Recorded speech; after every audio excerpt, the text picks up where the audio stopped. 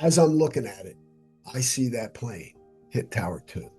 I was like, oh my God. You've got like a crazy story of, you Yeah. mentioned this story of 2001 also, just like insane things have happened to you in your life. So Yeah. briefly told me about it, and that's an intriguing story. So tell Yeah. me, yeah, tell me what happened. Yeah.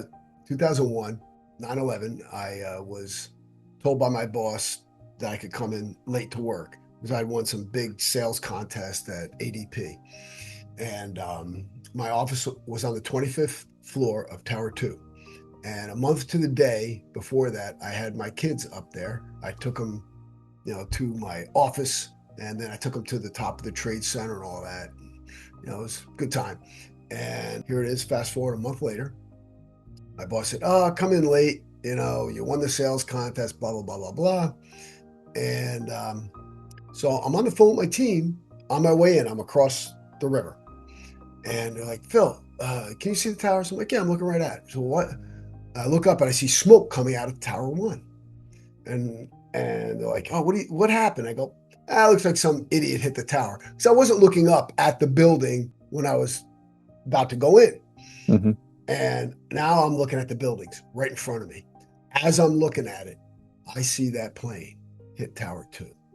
I was like, oh my God. I'm like, get the F out of there. you know, so, I mean, it's one thing one plane hits, two, there's something going on. Hmm. Okay, this is all my spidey senses went off. And the things that, they wound up putting the city under martial lockdown, so you couldn't get anywhere. But I felt compelled to do something. I have training in first aid and so forth. So I wound up driving down to the Perth Amboy Bridge. I couldn't get in on the other bridges. Everything was locked down. So I parked my car and I see a cop. So she gives me a ride across the bridge, Perth Amboy Bridge.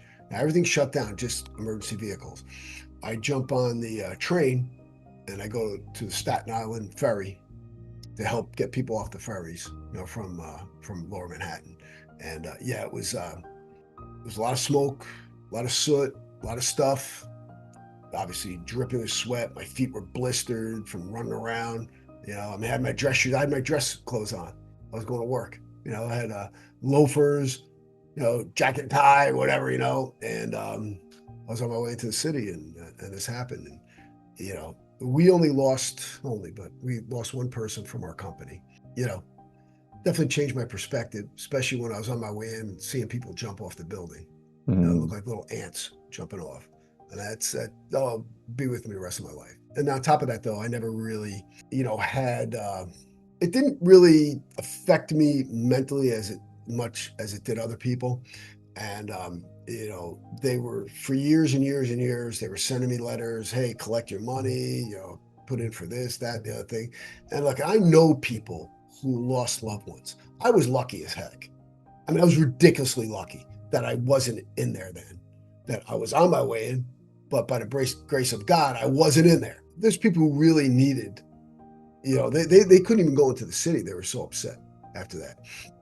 These people were afraid to go to work, and then other people lost loved ones, other Hmm. people lost, I mean, so many bad things happened to so many other people. People got cancer. No one's going in there every day, for months and months and months. And I have personal friends that were part of the cleanup, and some of them suffer from PTSD because of finding an arm here, a rib cage there, a foot there, digging in there for months in the rubble. I mean, I was fine. So I wrote them a letter, I think after year 10, because they wrote an article with me in it, survivors and different, stories about the lucky ones, which I was definitely one of them, more, luckier than others. And I wrote a letter and I said, "Listen, don't take me off the list." Now, I still am on the list and I still get stuff, but I said, "I don't want any money. Give it to people who need it." So Mm. part of my story there, so I know not too many people can have that experience. Not too many people were as lucky as me, but there are a lot of people that it just wasn't their time.